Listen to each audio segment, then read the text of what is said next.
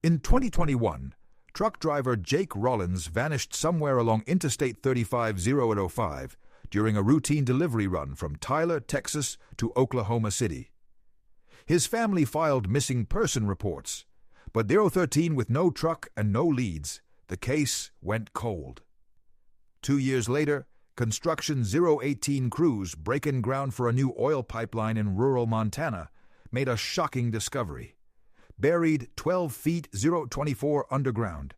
Jake's 18-wheeler, pristine except for bullet holes in the cab. 030 sitting in a grave meant to hide it forever. When they finally opened the truck, they discovered a secret that 035 stretched across 5 states, a route no driver ever survived.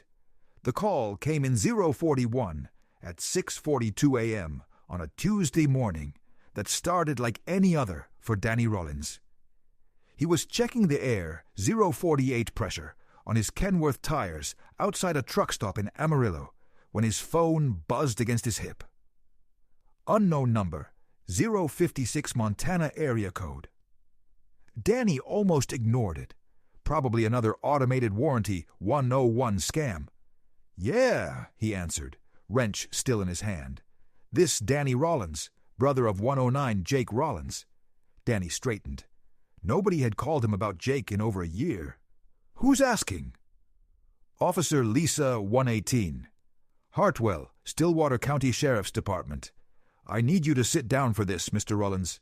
We found your 123 brother's truck." The wrench slipped from Danny's fingers and clanged against the 128 asphalt. 2 years. 2 years of driving every route Jake might have taken. 134 checking every truck stop, calling every dispatcher who might have hired him for off-the-books runs. 141 where? Danny's voice came out horsaro. "Rural Montana, about 60 mi north of 147 Billings. Construction crew hit it with an excavator this morning." "Mr. Rollins, the truck was buried deliberately." 154. Danny's knees went weak. He leaned against his trailer for support. "Was he? Is Jake in there? The cab's empty, but Mr. Rollins, there are bullet holes." 206 multiple shots through the windshield and driver's side door. The parking lot seemed to spin around Danny. Jake's 213 voice echoed in his memory from that last phone call. "Just a quick run to OKC, little brother. Be back Thursday, 2:21 night. Save me some of Mom's cornbread. Mr. Rollins, you still there?" "Yeah." 228. Danny swallowed hard. "Yeah, I'm here. What do you need from me?" "We need you to 234 come identify the truck. And Mr. Rollins, this isn't just about your brother anymore. What we're finding at 241 this site, it's bigger than one missing trucker." 3 hours later, Danny was 246 pushing his rig north on I-27. The speed limit just a suggestion, as he chased 251 answers that had been buried in Montana dirt for 2 years. His CB radio crackled with chatter from 259 other drivers. The usual complaints about fuel prices and DOT inspections, but Danny couldn't focus on any of it. 306. Jake's truck found buried like evidence someone had tried to hide forever. Officer Hartwell's words kept looping in 313 his head. "It's bigger than one missing trucker." What the hell had Jake stumbled 319 into on that routine run to Oklahoma City? And why was his truck 1,500 miles 324 away from where it should have been, shot full of holes and buried in a Montana construction site? Danny grabbed 330 his CB mic. "Breaker 1N. This is Longhorn Danny looking for any drivers 336 who might have known Jake Rollins out of Tyler, Texas. White Peterbilt vanished 2 years back on I-35. Come back. Static. 345. Then a growly voice answered, "Danny, this is Smokestack Joe. Heard about 351 Jake on the news this morning? Damn shame, brother. You find out what happened to him?" "Still trying to piece 358 it together, Joe. You ever hear of Jake taking loads up to Montana off his usual routes?" "Negative on that. Jake was Texas 406 and Oklahoma, maybe Louisiana if the money was right. Never heard him talk about heading north of Kansas. But 413, Danny, the radio crackled with interference. Go ahead, Joe. There was something about 421 6 months before Jake went missing. Heard some chatter about independent drivers getting squeezed by new players. Folks 427 offering too good to be true rates for rush deliveries. Drivers who took those loads started acting funny, nervous-like. 435. Danny's grip tightened on the mic. Funny how? 440 can't say for certain, just heard rumors. But Danny, you be careful poking around this. Whatever happened to Jake, 448? It wasn't no accident, and if they buried his truck, they buried it for a reason. 454. The transmission ended in a wash of static. Danny stared at the empty highway, 459 stretching ahead. Jake's last words still echoing in his mind. Just a quick 504 run to OKC. So, how did a quick run to Oklahoma City end with Jake's bullet 510 ride truck buried in a Montana grave? Danny pressed harder on the accelerator. 516. In 8 hours, he'd have some answers whether he was ready for them or not. The sun was setting behind the Rockies 523 when Danny finally pulled into the gravel lot outside the Stillwater County Sheriff's Department. The building 529 looked like every small-town cop shop he'd ever seen. Brick facade, American flag hanging limp in the still air, a 536 handful of patrol cars parked out front. Officer Hartwell met him at the front desk. She was younger than he'd 543 expected, maybe early 30s, with short brown hair and tired eyes that had seen 548 too much for someone her age. Mr. Rollins, thank you for making the 554 drive. I know this can't be easy. Danny nodded, his throat tight. Can I see it? 6. The truck, it's still at the construction site. We've got it cordoned off while the crime scene team processes 607 everything. But first, I need to show you something else we found. She led him 612 down a narrow hallway to a small conference room. On the table sat a clear evidence bag containing Jake's CB618 radio. The same Cobra 29 he'd saved up for 3 months to buy. We pulled this from 624 the cab. The last transmission was logged at 11:47 p.m. on March 15th, 6:30, 2021, the night your brother disappeared. Dye's hands shook as he 635 looked at the radio through the plastic. What did he say? Hartwell pressed play 641 on a small recorder. Jake's voice filled the room, tense and scared in a way Danny 646 had never heard before. Mayday, Mayday. This is Jake Rollins in a white Peterbilt on I-35 northbound. I got a 654 situation here. Someone's in my cab who shouldn't be. If anyone's listening, tell my brother Danny that they forced me 7 Saturn to do this. Tell him I'm sorry. The transmission cut to static. D's Vision 706 blurred, his brother's last words full of fear and regret. Someone had forced 712 Jake to do something.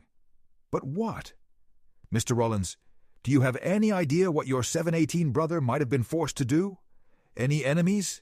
Money troubles? No. Danny's voice cracked.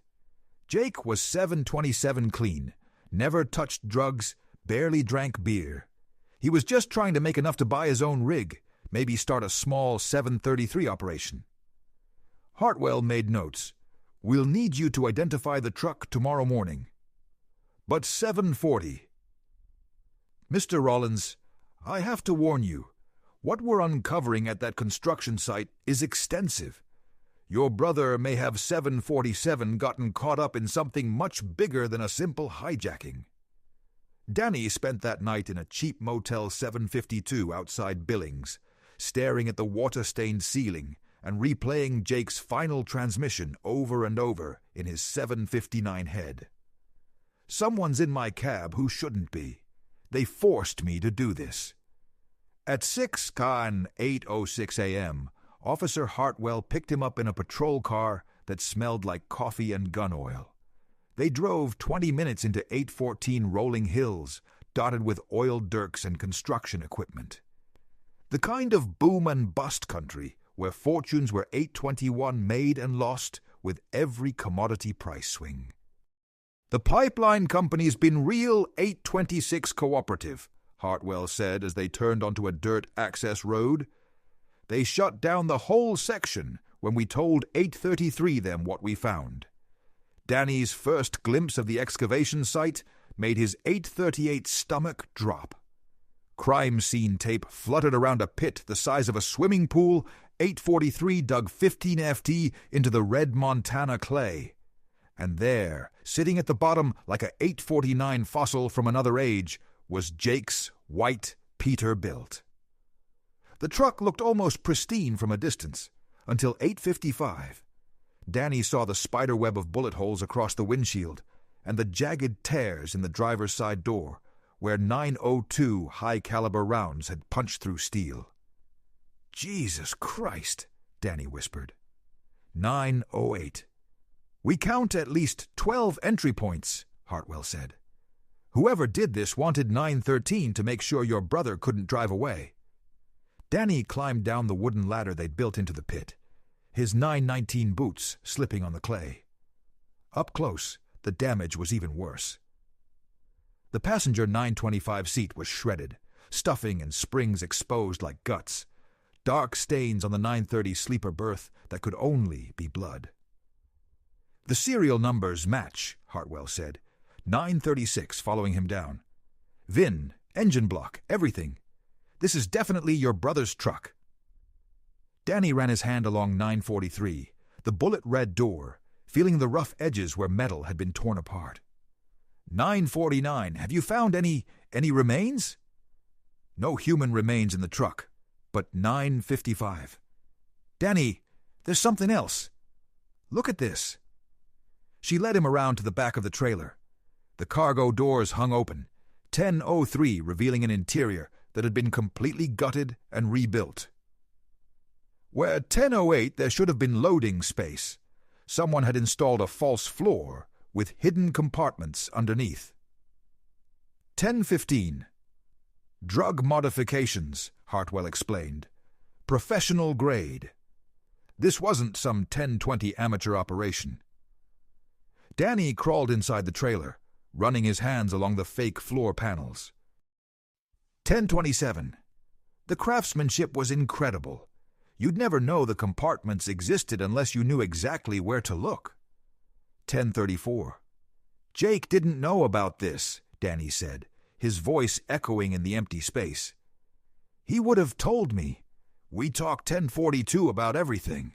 We believe you. Based on the radio transmission and the 1047 physical evidence, it looks like your brother was forced to transport drugs without his knowledge. When he 1053 discovered what was happening, they killed him." Danny's fist slammed into the trailer wall. The sound echoed 11 dar across the excavation site like a gunshot. "Where is he?" Danny's voice broke. 1106. "If they killed him, where's his body?" Hartwell's expression grew grim. "That's 1112 what we're trying to figure out. But Danny, this excavation has been going on for 3 days now. We found more than just 1120 your brother's truck."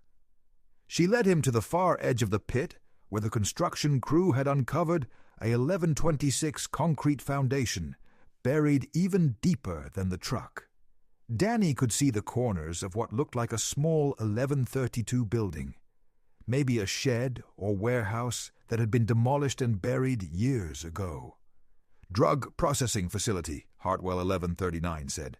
"Industrial-grade equipment, chemical residue, the works, and Danny.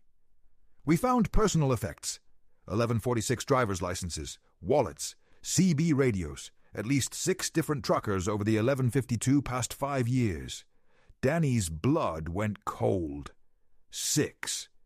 Your brother wasn't the first 1159 driver they forced into this operation, and based on what we're finding, he probably wasn't the last.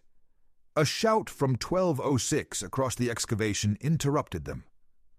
One of the crime scene techs was waving them over, holding an evidence bag. 1213.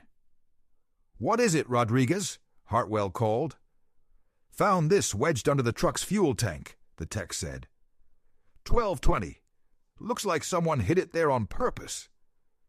Inside the evidence bag was a 1225 small digital recorder, the cheap kind truckers used to log their hours. The plastic was cracked and dirty, but the 1232 LED display still showed a faint battery charge. "That's Jake's," Danny said 1238 immediately. "He always kept one running in case the DOT checked his logs." 1243. Hartwell looked at the recorder through the plastic. "If your brother hid this before they killed him, it might contain 1250 evidence, names, locations, conversations. Can we listen to it?" "Not here. We'll 1257 need to get it back to the lab. Make sure we don't contaminate anything." "But Danny, if this device contains what I-1303 think it does, your brother may have left us a roadmap to whoever killed him." Danny stared at the small recorder. 1310 no bigger than a deck of cards. Jake had always been smart, always thinking 1315 ahead. If he'd known he was going to die, he would have tried to leave something behind, something that would 1321 lead Danny straight to his killers. The Stillwater County Sheriff's Department had exactly one computer forensics 1328 expert, and he was a 22-year-old kid named Tommy, who looked like he'd rather be playing video games than extracting 1336 data from a dead trucker's recorder. Danny paced the small evidence room while Tommy worked, his boots squeaking 1343 against the linoleum floor. Officer Hartwell sat at a metal desk, filling 1348 out paperwork and fielding phone calls about the excavation site. "Got something?" Tommy said finally, looking 1355 up from his laptop. "The recorder's got about 40 hours of audio logged in the weeks before your brother disappeared." 1402. "Most of it's routine stuff. CB chatter, engine noise, phone calls home. But 1407, there's one conversation that's different." He pulled up an audio file dated March 12, 2021, 3 days before 1415 Jake vanished. This was recorded at a truck stop in Gainesville, Texas. Sounds like your 1421 brother was approached by someone. Tommy hit play. Jake's voice came through the 1426 speakers. Casual at first. "Told you I'm not interested in rush deliveries. My 1431 schedule's full through the end of the month." Then another voice heavily accented, smooth but insistent. "Come on, 1439, amigo. Just one run, Dallas to Oklahoma City. But you take a small detour. Maybe pick 1446 up some extra cargo along the way. 5,000 cash. No questions asked." Danny's hands, 1453, clenched into fists. Jake's voice on the recording grew weary. "What kind of 1458 cargo? I don't haul anything without paperwork, nothing dangerous. Just some 1503 packages that need to travel quietly." "You understand?" "No, I don't understand 1508, and I'm not interested." Footsteps, then the sound of a truck door slamming. The 1514 recording continued for another minute. Jake muttering to himself about sketchy bastards, and too good to be true. Tommy 1521 paused the playback. "There's more.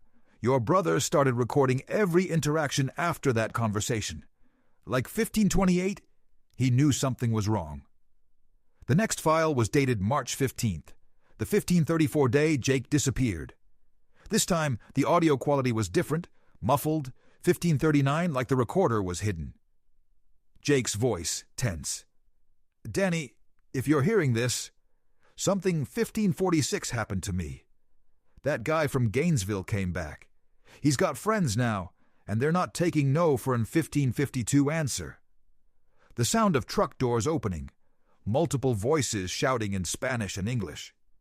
1559, they're saying, "I don't have a choice anymore," that they know where Mom lives, where you run your routes. They've been 1605 watching us, Danny.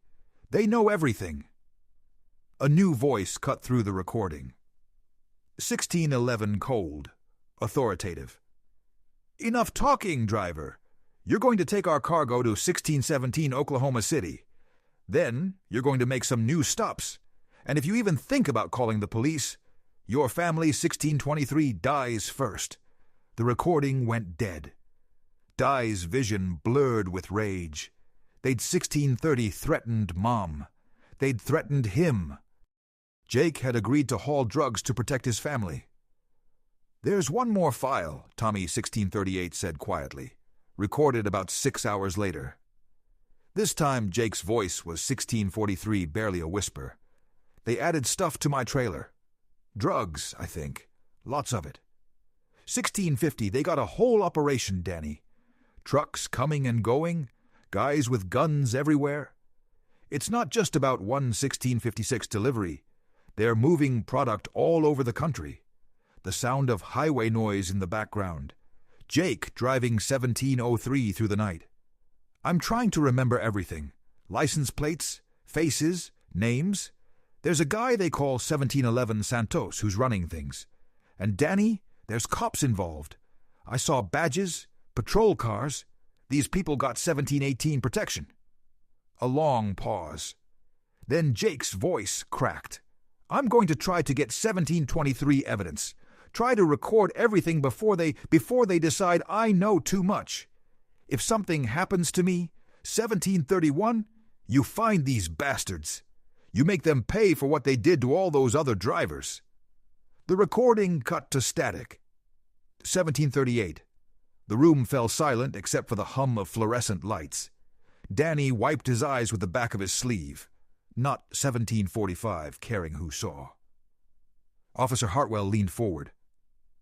"Danny, your brother mentions 1751 other drivers, and he says there are police involved. Do you have any idea who he might have been talking about?" 1757, no, but I'm going to find out. Danny's voice was steel. Jake died trying to get 1803 evidence. The least I can do is finish what he started. Hartwell's expression, 1808, grew concerned. This isn't a one-man job.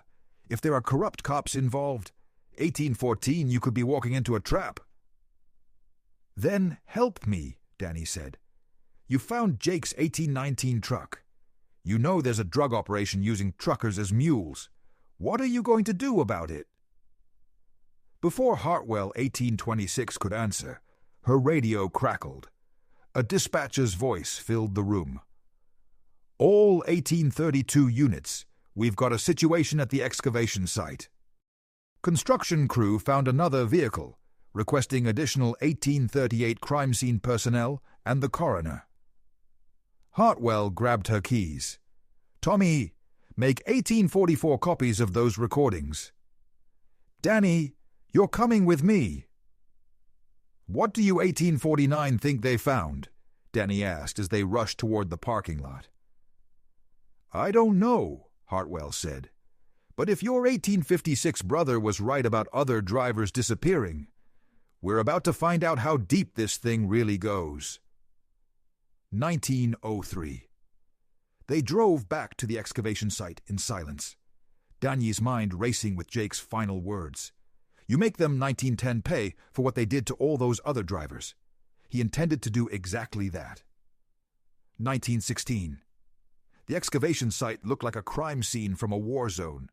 3 more patrol 1921 cars had arrived along with the county coroner's van and a truck hauling additional digging equipment. 1928. Yellow tape now surrounded an area twice the size of what Danny had seen that morning.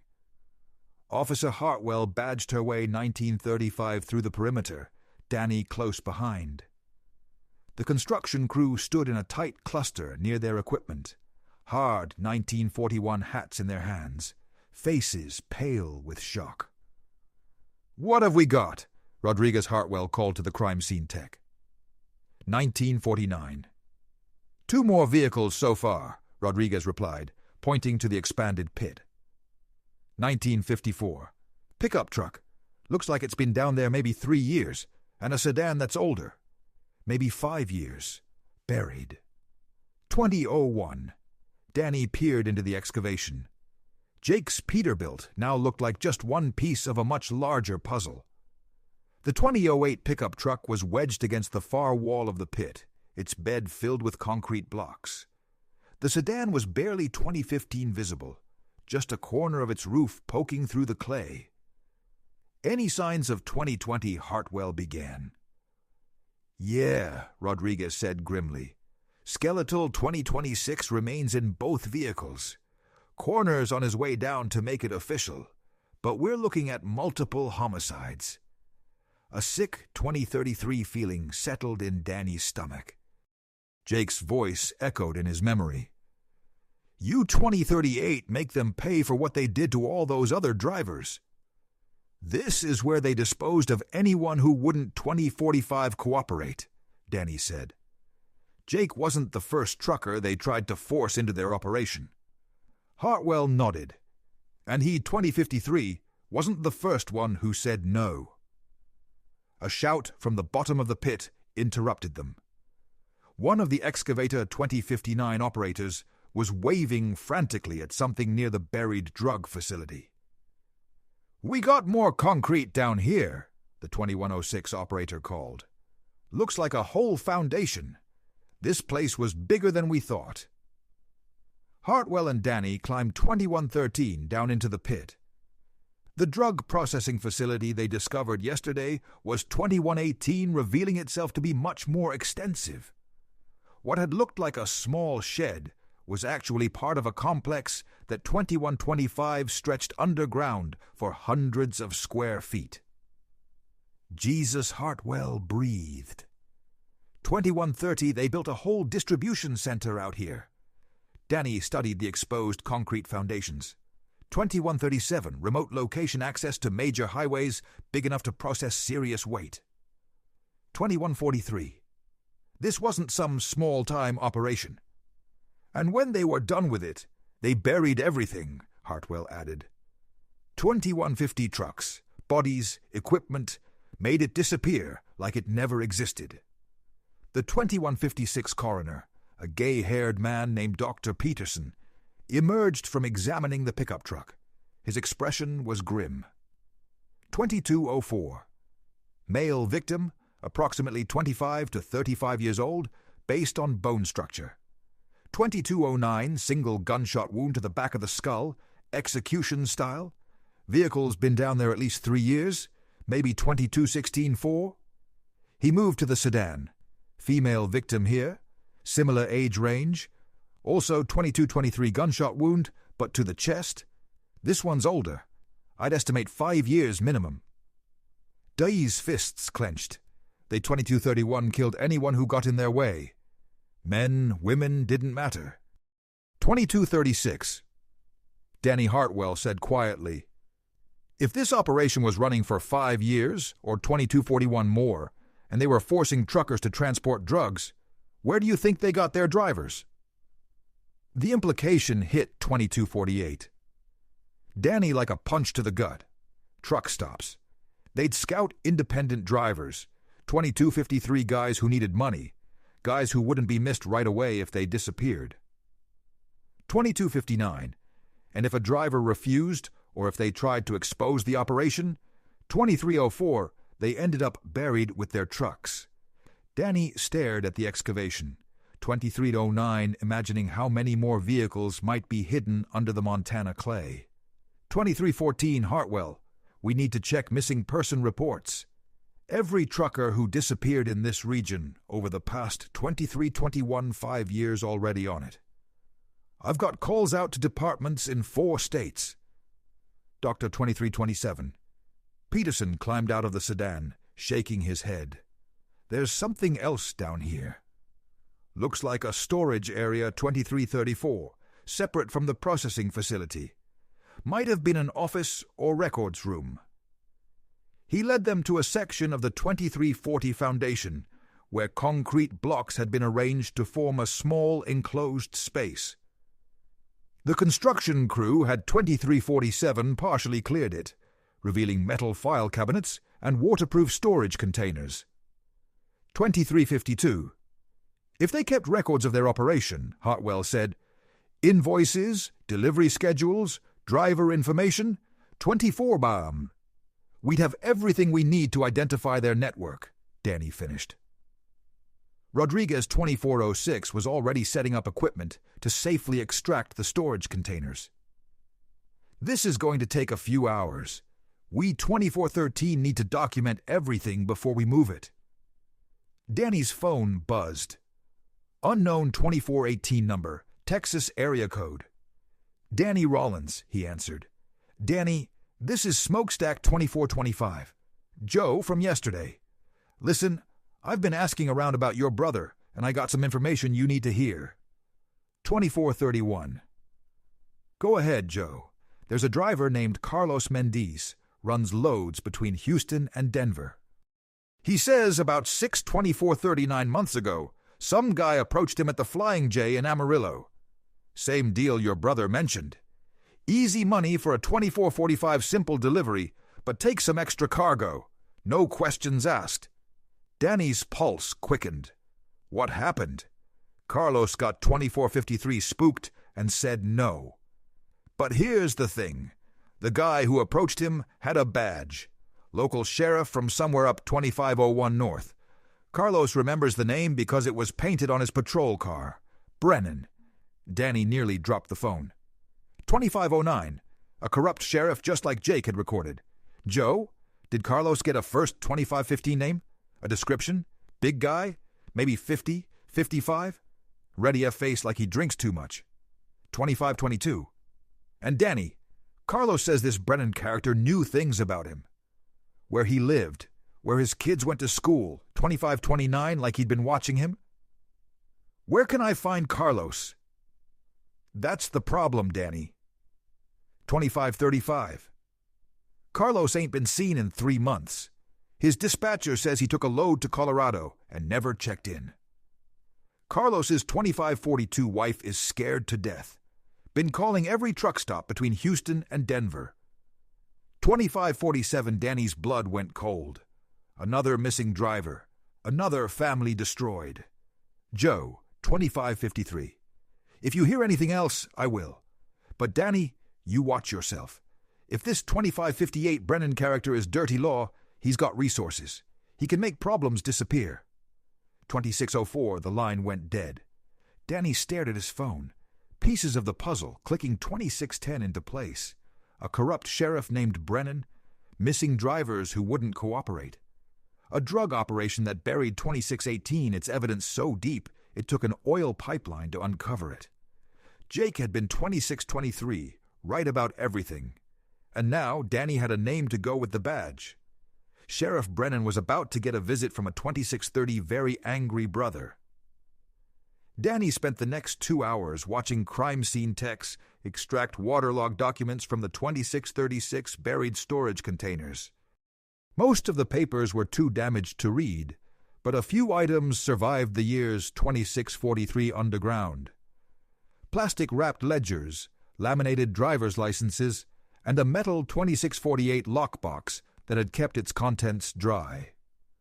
Officer Hartwell spread the recovered 2653 driver's licenses across a folding table. Danny's stomach turned as he counted them. 15 different licenses from 2701. 12 different states, all belonging to truck drivers who'd vanished over the past 5 years.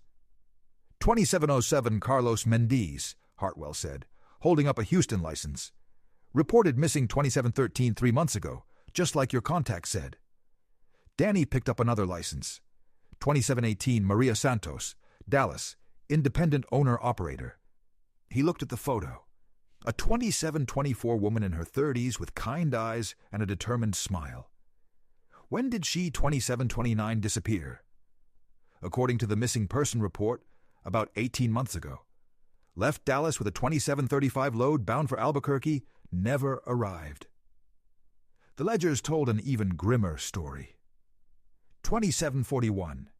Handwritten entries in Spanish and English documented drug shipments, delivery routes, and driver assignments. 2749.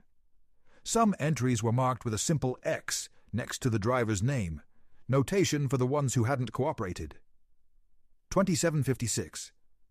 This is evidence of a massive operation, Hartwell said, photographing each page. 2802. Multi-state drug trafficking using legitimate truckers as unwitting mules. And look at this. She pointed to a 2809 section labeled Protection Costs, with monthly payments listed to various law enforcement agencies. The largest, 2816 recurring payment, was labeled B. Schiffer Department, $25,000 per month. 2824 $25,000 a month to Sheriff Brennan. Danny said, no wonder they operated for years without getting caught. Hartwell's 2832 radio crackled. Hartwell, this is dispatch. Got a call for you from the FBI field office in Billings. Agent 2839 requests immediate contact regarding your excavation. The feds are getting involved. Hartwell, 2845, said, That's good. We're going to need resources to take down an operation this size. But Danny was studying the ledger 2852 entries more carefully. Hartwell, look at the dates on these protection payments. The last entry is from 2/2859 months ago. So this operation is still active. They didn't shut down when 2905 they buried Jake's truck. They just moved somewhere else. Before Hartwell could respond, her phone rang. She 2912 answered with her usual professional tone, but Danny watched her expression change to alarm. 29-18. When? How long ago? She grabbed a pen and started writing. We'll be right. 2924 there. She hung up and turned to Danny, her face pale. That was Sheriff 2930. Brennan's department. Someone broke into the evidence locker at the courthouse last night. Stole files related to 2935 missing person cases. Danny's blood went cold. He knows we found the burial site. Gets 2943 worse. The dispatcher says Sheriff Brennan left town this morning on personal business. No return date given. 2950. He's running or cleaning up loose ends.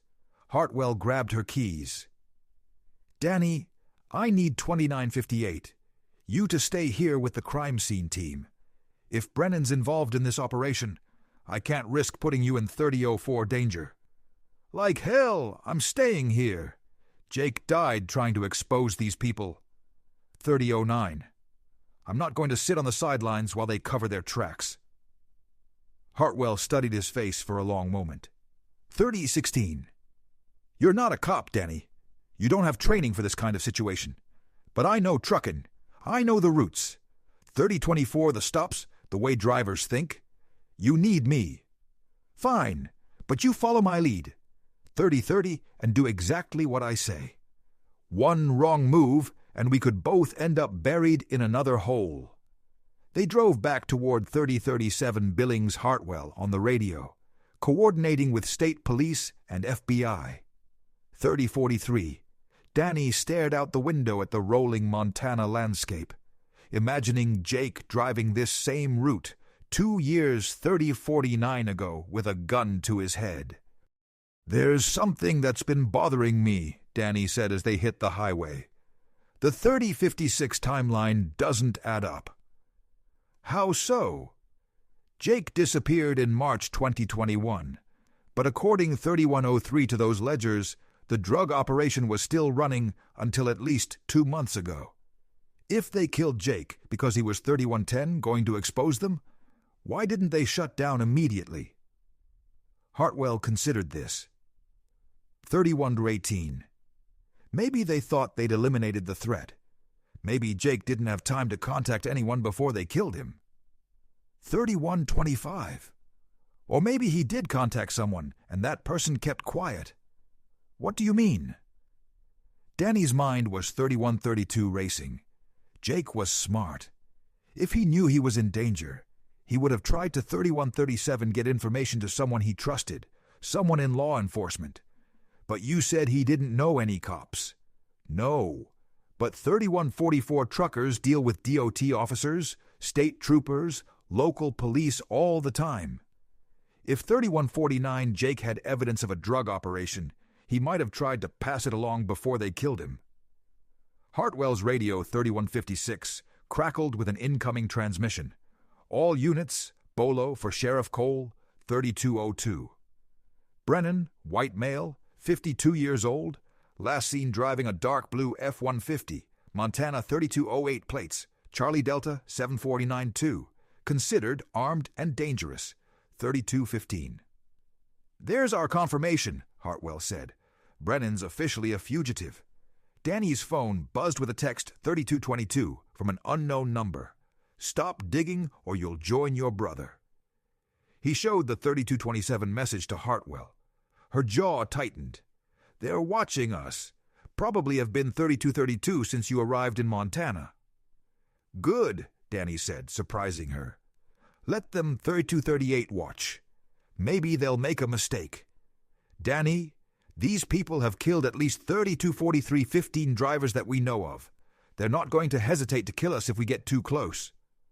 3249. "Then we better make sure we get them first." Hartwell's phone rang again. This 3254 time the conversation was brief and tense. When she hung up, her expression was grim.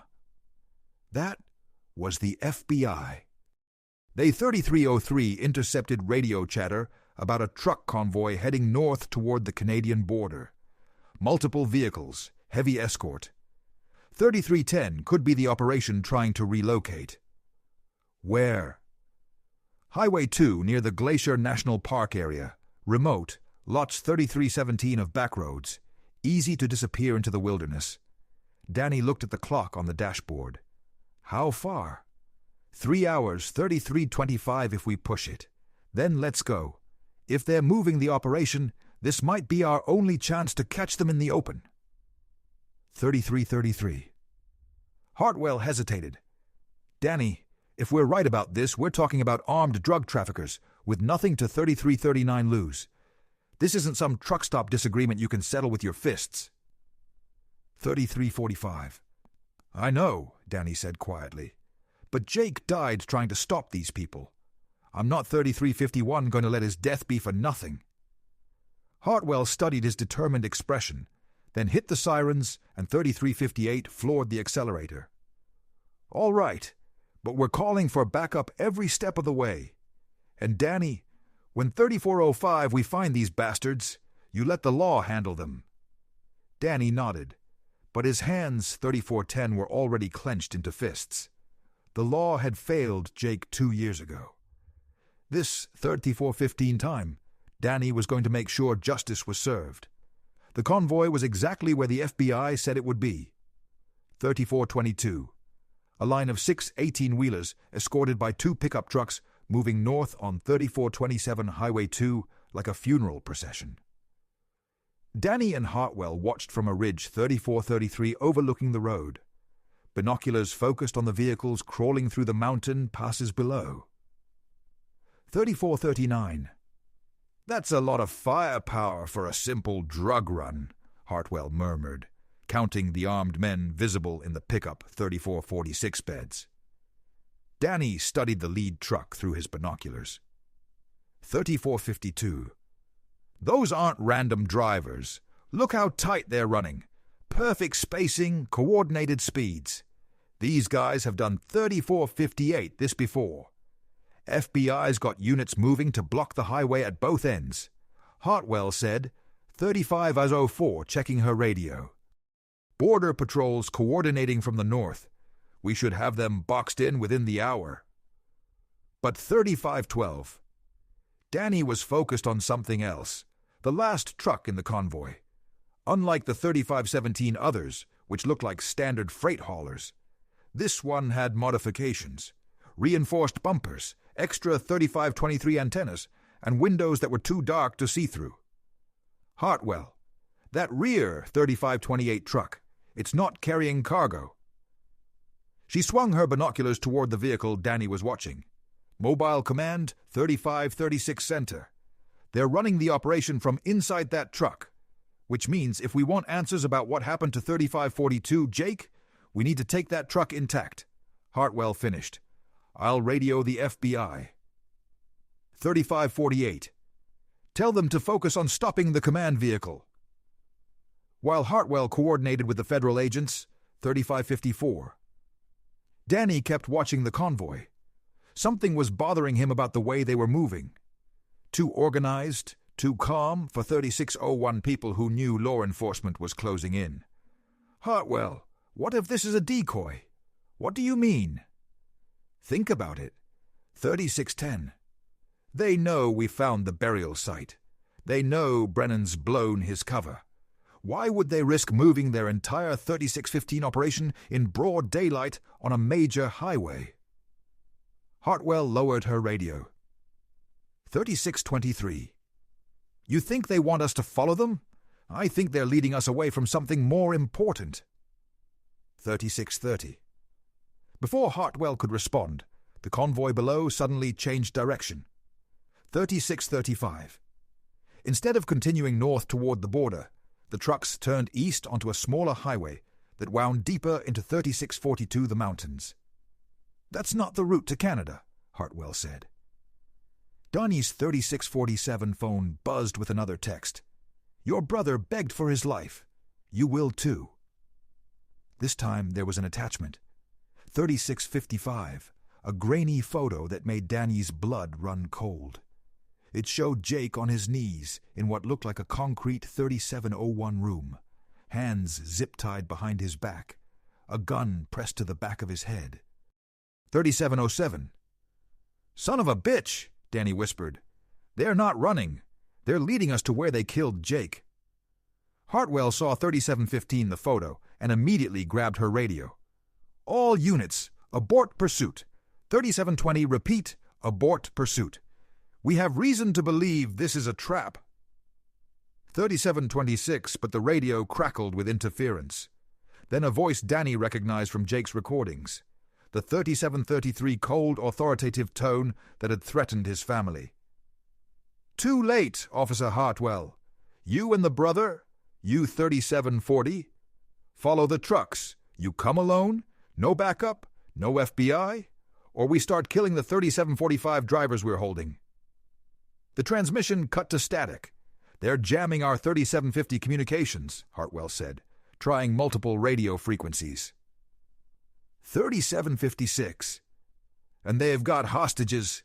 Danny stared at the convoy disappearing into the mountains. How many drivers to 3803 you think they've taken over the years?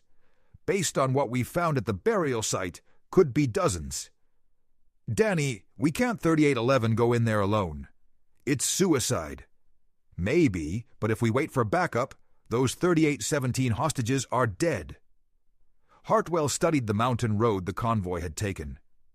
There's an old mining 3825 town up there called Silver Creek. Been abandoned for decades, but the roads are still passable. 3831, perfect place to hold prisoners, Danny said. Remote, no cell service, only one 3836 way in and out, which makes it perfect for an ambush, too. Danny thought about 3842 Jake's final recording, his brother's voice cracking as he tried to leave evidence behind. You make them pay for 3849 what they did to all those other drivers. Hartwell, what if we don't follow them 3854 directly? You know this area better than I do. Are there other routes to Silver Creek? 39 Essers. Old mining roads, but they're rough.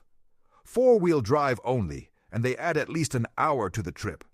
But they 3907 might not expect us to come that way. Hartwell considered this.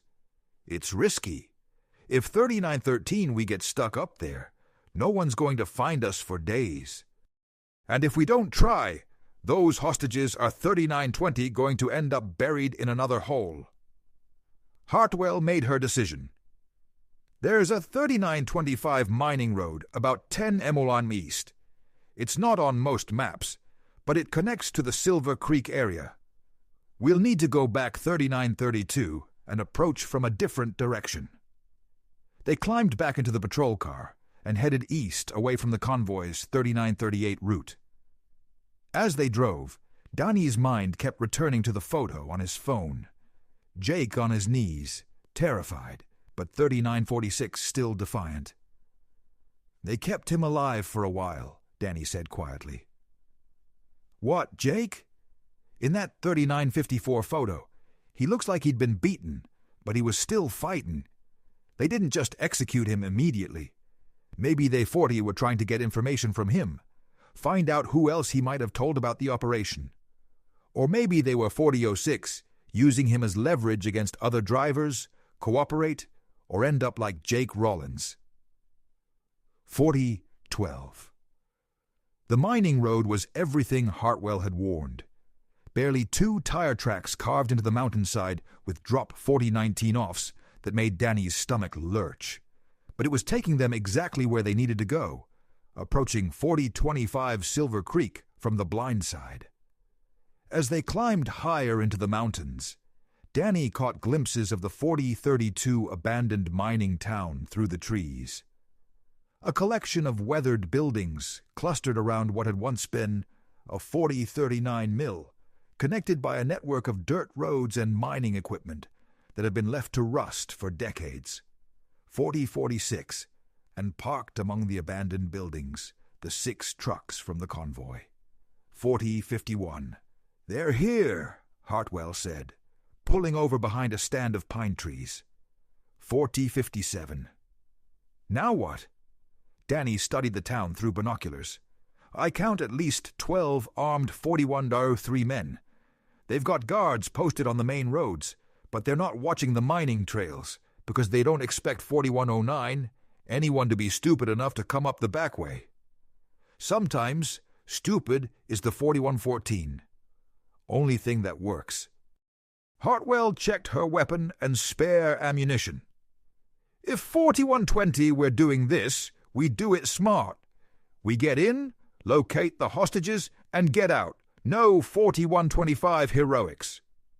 Danny nodded, but his eyes were fixed on the largest building in the town, an old 4132 mining office that had been converted into some kind of command center. Vehicles coming and going, armed guards 4138 at every entrance. If Jake was still alive, that's where they'd be keeping him. And if he wasn't, that's where Danny 4145 would find the people responsible for his death. The approach to Silver Creek took them over an hour, crawling through 4151 abandoned mining shafts and rusted equipment that created a maze of cover. 4156. Danny's knees were scraped raw from belly crawling over sharp rocks, but the pain kept him focused.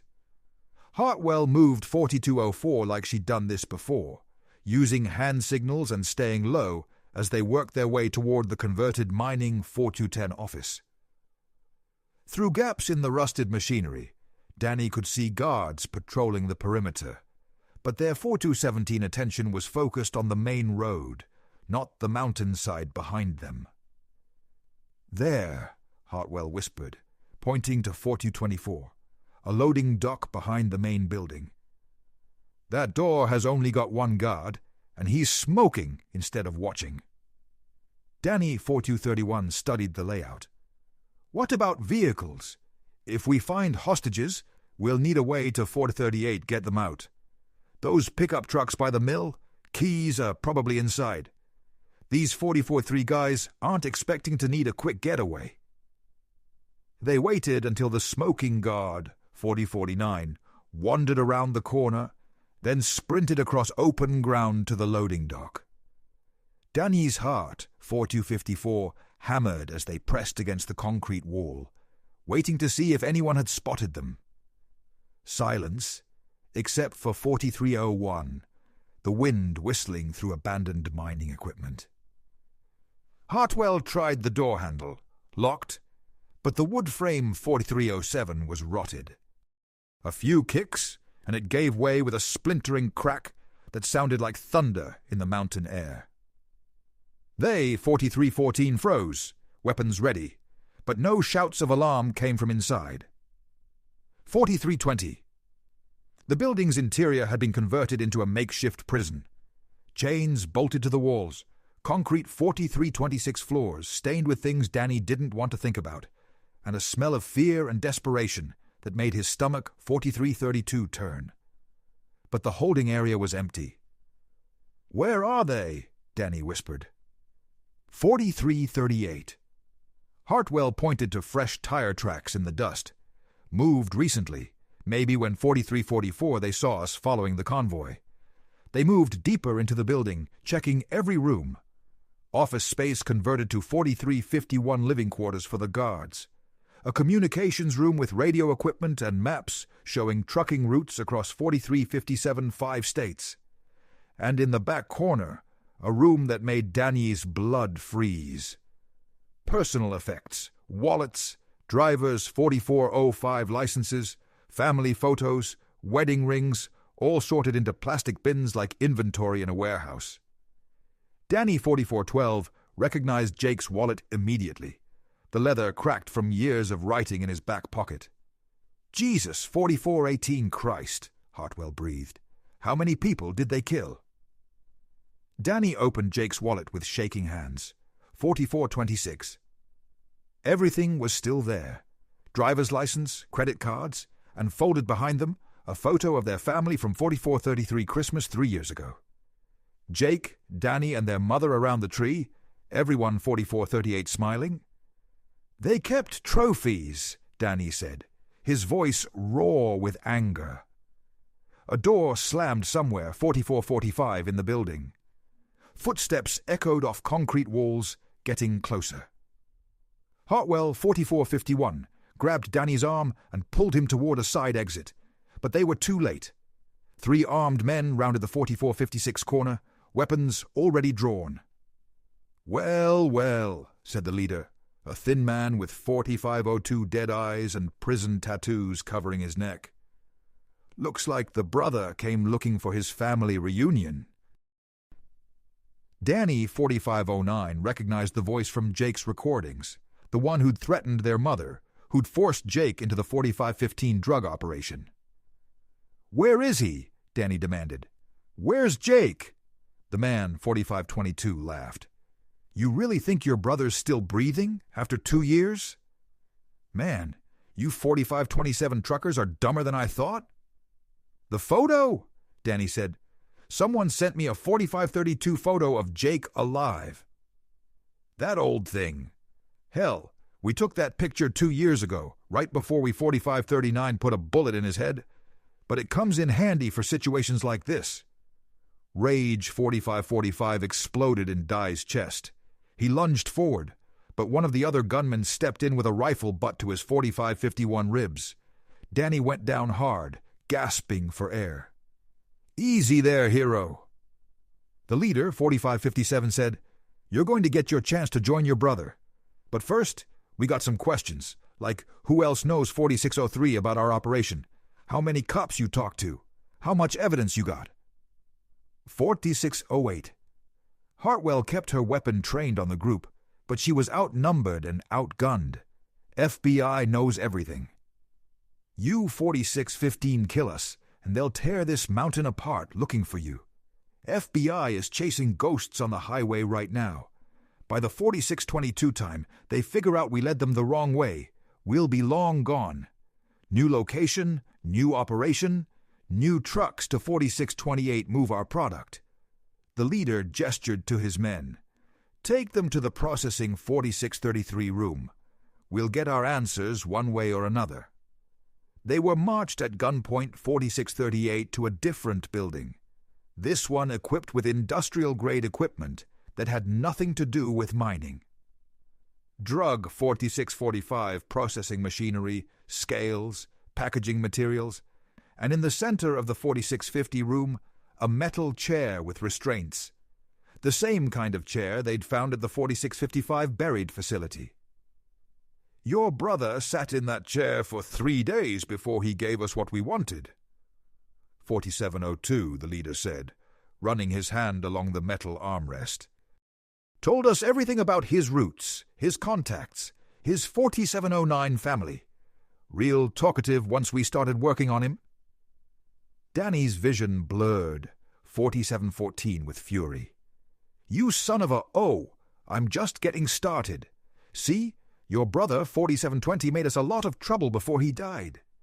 Had to shut down our whole operation, move everything up here to the 4726 mountains. Cost us millions of dollars in lost product." The leader pulled out a 4731 pistol and pressed it against Danny's temple. "So, we're going to take our time with you. Make sure you 4737 pay for every penny your brother cost us." But before he could say another word, the building's lights went out. 47-44. Emergency generators kicked in a second later, but in that moment of darkness, Hartwell moved. The sound of gunfire. 4752 filled the room. 3 quick shots, then silence. 47-57. When Dye's eyes adjusted to the dim emergency lighting, 2 of the gunmen were down, and Hartwell was rolling 4803 behind a piece of machinery, bleeding from her shoulder, but still fighting. The leader spun toward her, but Danny was 4810 already moving. 2 years of rage and grief exploded as he tackled the man, 4815 driving him backward into the processing equipment. They went down together, fists flying. The leader was armed, but 4822. Danny was bigger and fueled by a fury that had been building since Jake's first day missing. Danny's fist, 4829, connected with the man's jaw once, twice, until he heard bone crack. The pistol skittered across the concrete 4836 floor. "Where did you bury him?" Danny roared, pinning the man down. "Where's my 4842 brother's body?" Blood ran from the leader's broken nose. "Go to hell!" Danny 4848 grabbed a wrench from the nearby workbench and held it over the man's head. "I'll ask one more time. Where is 4854 Jake?" The leader's eyes went wide with fear. The same fear Jake must have felt 4859 in his final moments. "Canyon," he gasped. 3 men north of the old burial site. Wee 4906 dumped him in a ravine. Danny's hand shook as he held the wrench. Every fiber of his being wanted 4913 to crush this man's skull, to make him pay for what he'd done to Jake and all the other drivers. But Jake's voice, 4920, echoed in his memory. "You make them pay for what they did to all those other drivers. Justice, not revenge." Danny 4929 dropped the wrench, and Zip tied the leader's hands behind his back with restraints from his own processing room.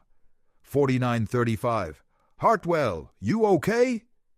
"I'll live," she called back, applying pressure to her 4941 shoulder wound. "But we need to get out of here. That gunfire is going to bring the rest of them running." As if on cue, 4949 shouts echoed from outside the building. Vehicle engines starting up, men calling out coordinates. "Back exit," Hartwell 4956 said, struggling to her feet. "We can make it to those trucks if we move now." They dragged the surviving gunmen with 50-03 them as they escaped into the mountain night. Behind them, Silver Creek erupted in chaos as the drug operation realized 5010 their leaders were down and their operation was blown. But Danny wasn't thinking about escape. He was thinking 5018, about a ravine 3 miles north of the burial site, where his brother's remains had been waiting 2 years for someone to 5024 bring him home. The stolen pickup truck bounced over mining roads in the darkness, headlights cutting through 5030 mountain air, thick with the smell of pine and old snow. Hartwell pressed a torn shirt against her shoulder wound, 5036, while Danny drove. The zip-tied drug leader groaning in the truck bed behind them. "FBI should have our location in 5044 about 20 minutes, Hartwell said, checking her restored radio. "Signal's 5049 stronger now that we're out of the canyon." But Danny wasn't listening. His mind was 5055, fixed on the ravine, 3 miles north of the original burial site, where Jake had been lying in the Montana wilderness for 5101 2 years. "We need to go there first," Danny said. "Danny, you're bleeding." "I'm 5108 bleeding, and we've got a prisoner who needs medical attention. The ravine can wait until no." Dai's voice was 5115 still. "I've waited 2 years to bring my brother home. I'm not waiting another day." Hartwell studied his profile in the 5123 dashboard light, the same stubborn determination she'd seen when he first 5129 walked into her office, but tempered now with something deeper. Purpose. 5135. "All right," she said quietly, "but we call for backup first. If there are more 5141 bodies in that ravine, it's a crime scene." The original excavation site looked 5147 different at night. Crime scene tape fluttered in the wind, and portable lights cast harsh shadows over the pit 5154, where Jake's truck had been buried. But Danny was focused on the landscape beyond, rolling hills and rocky 52E outcroppings that could hide a dozen ravines. 3 mi north, Danny said, checking his 5207 phone's GPS. "That puts us somewhere near Willow Creek." "I know the area," Hartwell 5213 said. "Lots of old cattle trails, lots of places to hide a body." They drove slowly, scanning the terrain 5221 with flashlights. The prisoner in the truck bed had stopped groaning and started talking, partly from fear, 5228, partly from the concussion Danny had given him.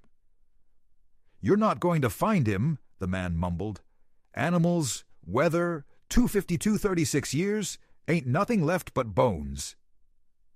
Danny slammed on the brakes so hard, the 5241 truck skidded sideways. He was out of the cab and over the tailgate before Hartwell could stop him, 5247 grabbing the prisoner by his shirt. "You tell me exactly where you put him, or I'm going to throw you down every ravine 5254 until I find the right one." "Danny, stop!" Hartwell shouted. "He's our only 5259 witness. You kill him, we lose everything." But the prisoner was already talking, words tumbling over 5306 themselves. "East side of Willow Creek, maybe half a mile up from the road. There's a big 5312 fallen tree. Lightning strike. We threw him over the edge there. Danny 5318 released him and climbed back into the truck. His hands were shaking with adrenaline and grief, but his voice was 5325 steady." "How far to Willow Creek?" 10 minutes, Hartwell said. "But Danny, if your 5333 brother's down there, bringing him up is going to take professional equipment. Search and rescue, maybe helicopters." 5340. "I don't care. I need to see for myself." Willow Creek cut through a valley lined 5346 with granite outcroppings and scrub brush. Danny found the fallen tree exactly where the prisoner had 5352 described. A massive pine that had been split by lightning, its trunk bridging a 5357 ravine, maybe 40 FT deep. Danny got out of the truck and walked to the edge, shining his flashlight into the darkness 5404 below. The beam picked out scattered rocks, dead branches, and something else that made his breath catch. Fabric faded 5412 blue denim, partially buried under 2 years of debris. "Hartwell," Danny called, his voice 5420 cracking. "I found him." She joined him at the edge of the ravine, her own 5425 flashlight adding to the light below. Danny could make out more details now. Boots, the remains of a flannel shirt, 5432, and scattered among the rocks. Bones bleached white by mountain weather. "Jesus," Hartwell whispered. "They just 5439 threw him away like garbage." Dee's knees gave out. He sat heavily on the 5445 edge of the ravine, staring down at what remained of his brother. 2 years of searching, 2 years of hope and 5451 despair, And Jake had been lying here the whole time. "I should have found him sooner," Danny said, tears cutting tracks 54-58 through the dirt on his face. "Should have kept looking. You found him now." 5504. That's what matters. Danny's phone buzzed. A text from the same unknown 5509 number that had been taunting him. "Your brother's not the only one down there." 5514. He showed the message to Hartwell, who immediately called for additional search teams. 5520. If there are other victims in that ravine, we need to process the entire area. But Danny was thinking about 5527 something else. "Hartwell, what if Jake wasn't dead when they threw him down there?" "What do you mean?" "The prisoner, 5535, said they threw him over the edge. Not that they shot him first. Not that they killed him before disposing of the body." 5542. What if Jake survived the fall? Hartwell studied the ravine with new eyes. It's 5548 possible, 40 feet onto rocks. But if he landed in the right spot, he could have 5553 lived for hours, maybe days. Danny's voice was raw with anguish, lying down 5559 there, hurt, waiting for help that never came. "Danny, don't do this to yourself." 5605. There's no way to know what happened, but Danny was already moving, looking for a way down into the ravine. 5612. "There," he said, pointing to a series of ledges that formed a natural staircase. 5618. "I can get down there. Absolutely not. We wait for search and rescue. I'm not 5624 leaving him down there another night." Before Hartwell could stop him, Danny was over the edge, using roots and hand 5631 holds to lower himself into the ravine. His boots slipped on loose rocks, but he 5636 kept going, driven by 2 years of grief and the need to bring his brother home. 5642. The descent took 10 minutes. When Danny reached the bottom, he found himself in 5647, a narrow canyon, maybe 20 ft wide, littered with debris from flash floods and rock slides. And there, partially, 5654 buried under a pile of branches, was Jake. Danny approached slowly, flashlight 57 beam trembling in his hand. His brother's remains were scattered by scavengers and weather, but enough 5706 remained to confirm what Danny had known in his heart since the day Jake disappeared. 5712. Jake Rollins was never coming home, not the way Danny had hoped. But as Danny 5717 knelt beside his brother's remains, something caught his eye.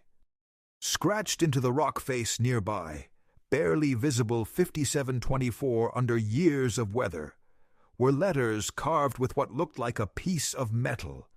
DANY. Jake had survived the 5733 fall.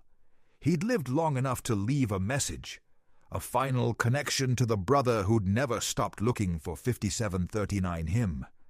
Danny pressed his palm against the carved letters, feeling the rough edges where 5745 Jake had used his last strength to reach across 2 years of silence. 5750. "I found you, brother," Danny whispered. "I finally found you." 5756. Above him, Hartwell's voice echoed off the canyon walls. "Search and rescue's 5801 here, Danny. They're bringing you both up." But Danny wasn't ready to leave, not 587 yet. He had something to tell Jake first. "I got them," he said to the empty canyon. "The people who did this 5814 to you, who hurt all those other drivers, they're going to pay for what they did. I promise you that."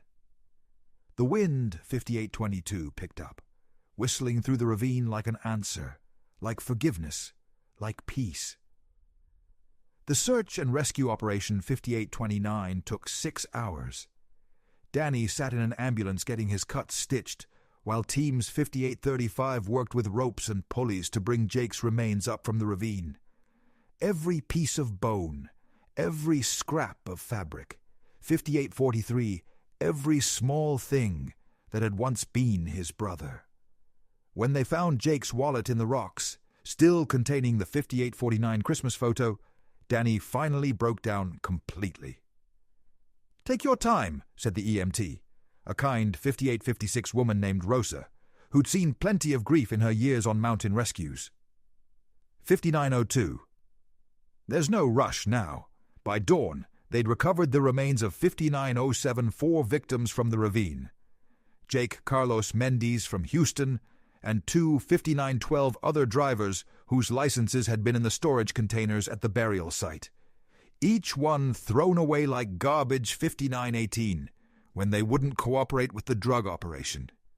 Sheriff Cole Brennan was arrested at a 5925 cabin near the Canadian border, trying to destroy documents that connected him to 5 years of drug trafficking and murder. 5933.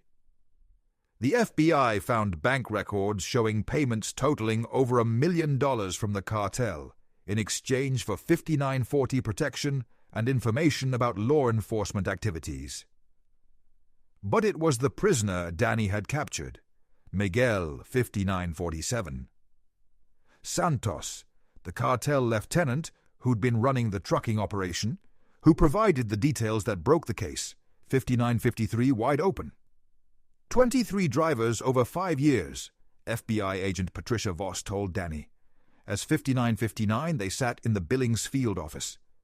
Stores gave us names, dates, burial 1004 locations. Some will never recover, but at least the families will know what happened. 110.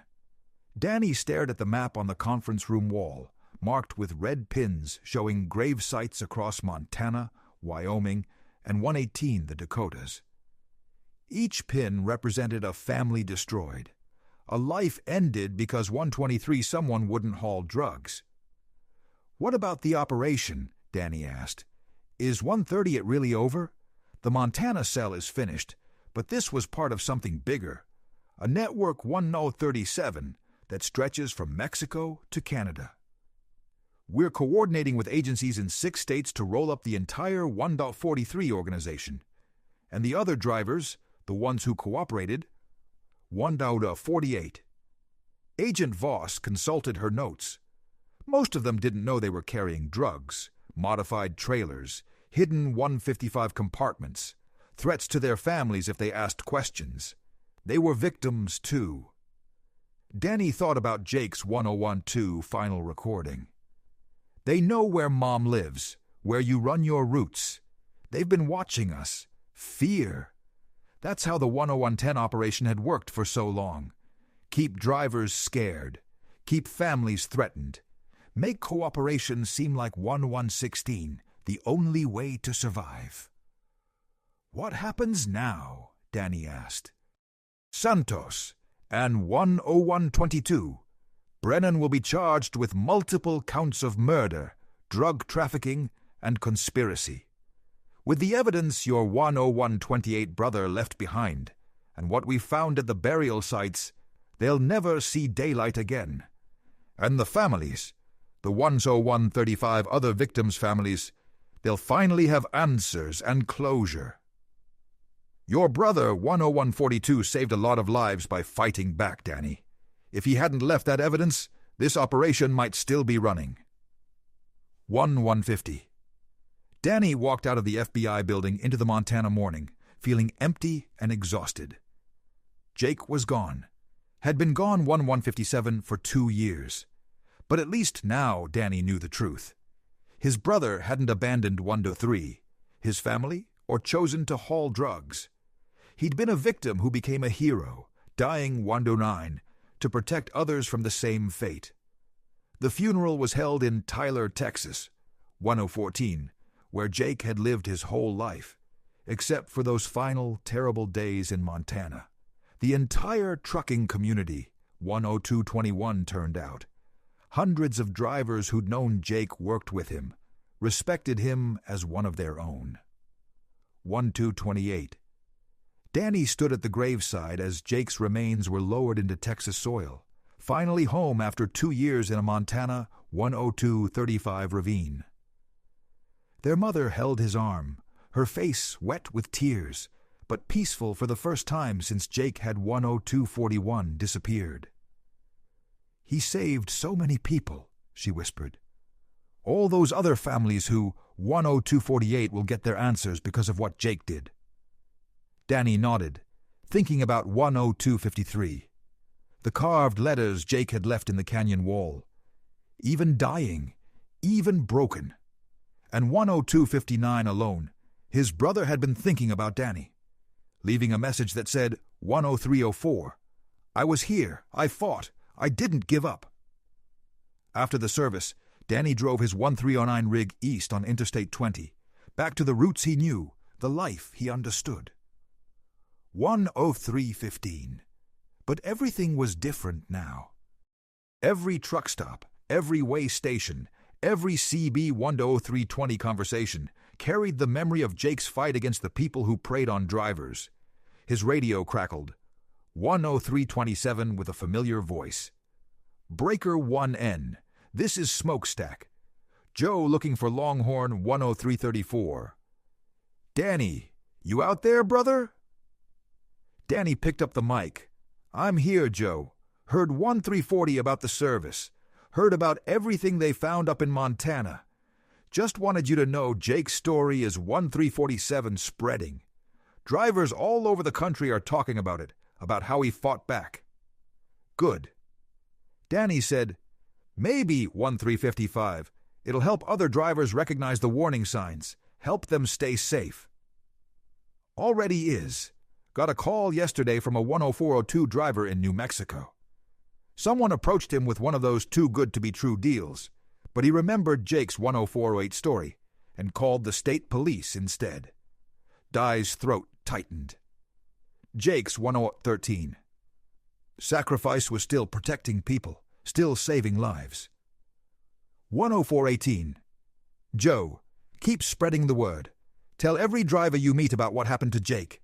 Make sure they know the signs. 1425. We'll do, brother and Danny. Your brother would be proud. You didn't give up, just like he didn't give up. That 10432 takes the same kind of courage. The transmission ended, leaving Danny alone with the highway and his memories. But 10440. For the first time in 2 years, the memories didn't hurt. They felt like strength. Jake Rollins had been murdered 10447 for refusing to haul drugs. But his story, his fight, his evidence, his 10452 final message carved into Montana stone, had brought down an entire criminal network and saved countless other 10459 drivers from the same fate. That was the legacy of a true trucker, a man who'd 1505 rather die than betray his principles. Danny keyed his mic one more time. 1510 broadcasting on the channel every driver monitored. This is Longhorn Danny with a 1516 message for every independent out there. If someone offers you easy money for questionable cargo, remember, Jake 10523. Rollins, remember that some prices are too high to pay. And remember that there are always people listening who want to 10529 help. Stay safe out there, drivers. Jake would want you to make it home. He set 10535 the mic aside and drove east into the Texas dawn, carrying his brother's memory and his brother's mission. 10543. The highway stretched ahead, endless and familiar, full of good drivers doing 10548 honest work. Jake was finally at peace, and Danny had a job to do, keeping other 10554 drivers safe, keeping Jake's story alive, making sure no family ever had to wonder what happened to their brother 1601 for 2 long years. The 18-wheeler rolled on through the morning light, its CB antenna reaching 1608 toward the sky like a prayer, like a promise, like hope that never dies.